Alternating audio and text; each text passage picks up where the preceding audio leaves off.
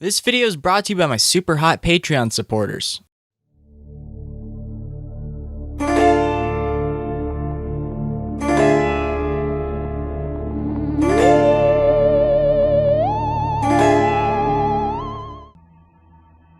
I was really into Goosebumps as a kid. For my 10th birthday, I received a replica of the haunted mask from the book cover. I threw together my entire costume to accommodate it. I was going for a suburban Halloween special vibe, you know? There was a lot of nuance going into it coming from an 11-year-old. I took to the streets with my little brother and our parents, and I found it that none of the other kids in my neighborhood knew who I was. They didn't read the Goosebumps books like I did. It was almost a complete bust until one of the parents answering the door freaked out. They're like, "Oh my god, I used to read those books as a kid." And I was like, yes. It made the sweaty, uncomfortable, stinky, expensive mask worth it. Just one single comment made my entire night. Another year I went trick-or-treating with a girl I had a crush on, and we went to the rich neighborhood. One house had the entire front porch tarped off. There was a giant crowd of kids huddled around it. "This looks interesting," I told myself, and I went in to investigate. Turns out the homeowners put a strobe light at the back of the porch, and someone was sitting in front of it on a chair. We couldn't see their face, everyone was too scared to approach them and get candy. I wanted to impress the girl I was with, so I decided to just march right on in. Kids held my hand as I slipped deeper into the porch and I reached for the candy bowl. Then the figure slumped over. It was a scarecrow and no one had any real reason to be spooked. "Hey guys, look! It's not real, it's just a doll! Come grab some candy!" Every year we'd stop at my uncle's house and he'd give us some weird stuff. One year he gave me and my little brother some toilet paper. Another he gave us an ear of corn. One infamous year he handed us skinned deer legs from his hunting trip. The year that I took that girl out, he gave us waffles. I gave her half of my Eggos. She was having like this contest with her older brother to see who could get better loot. The Eggo waffles served as a tiebreaker, so she won that year. My freshman year of high school was the last year I still felt like a kid. And I went trick-or-treating with a girl I had the biggest crush on ever. We went through her neighborhood, which was pretty much in the middle of nowhere. There weren't a whole lot of houses, and many of them just sat alone on weeded-over properties with their lights out.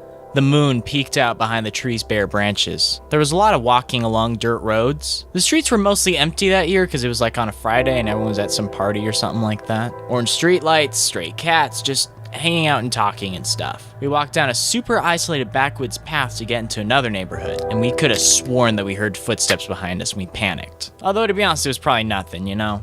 Not many houses were open that year, actually. We just went over to her house and we watched The Conjuring, and I remember thinking it was remarkably unscary based on what I heard about it. All things considered, I think that was probably the best Halloween I'd ever had. The following year, I was just too cool for trick-or-treating. I went to a concert in Boise. I saw One OK Rock or One Oak Rock or however you pronounce it, I don't care. Neck Deep, who are actually doing a once-in-a-lifetime performance as their alter ego Slipneck. Sleeping with Sirens, and All Time Low. After the concert was over, while everybody was leaving, they played the Marilyn Manson version of This Is Halloween over the speakers, and the entire crowd stopped what they were doing and they started singing. Halloween 2016, I hung around downtown Boise with a new friend of mine at the time. We walked through some record stores, we made our way through the spooky old neighborhoods in town. He had a costume on, he was dressed up as Eleven from Stranger Things. I did not have a costume, I didn't get the memo. He wanted to go trick-or-treating, but I was like, I'm in my street clothes, I can't trick-or-treat, I'm 17, like, no one likes 17-year-olds trick-or-treating. I don't want to add insult to injury by not dressing up. So we found a compromise. I just walked around, I played ukulele at people's doorstep, and they gave me candy. It was actually a lot of fun and an amazing memory.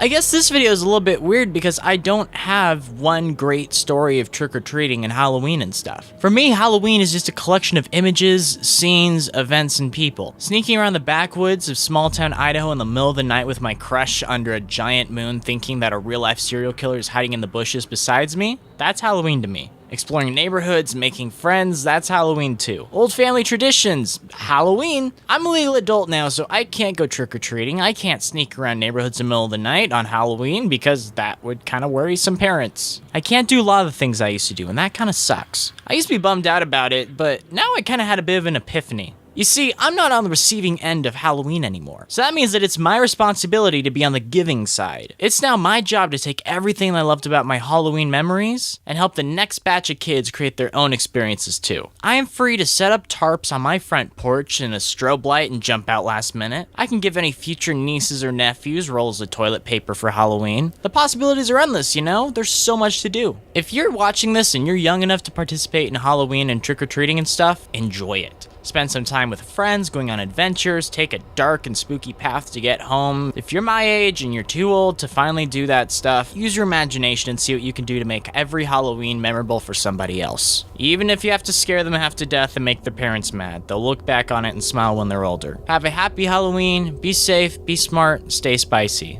Also, I got some Patreon shoutouts to do. Otto Zaguala wants to listen to rock with your grandma. Harry Phillips, who's using their shoutouts for self-promotion, wants you to go listen to their awful cover of The Middle by Jimmy Eat World. Link in the description, by the way. Also, special thanks to Daddy Cthulhu, Ollie A, Frankie Blue, Gabby Taylor, and Spencer Purcell. These kids are the best, and I'm super fortunate to have the good vibes on my Patreon. You can join too by clicking the link, this one right here. Happy spooky season.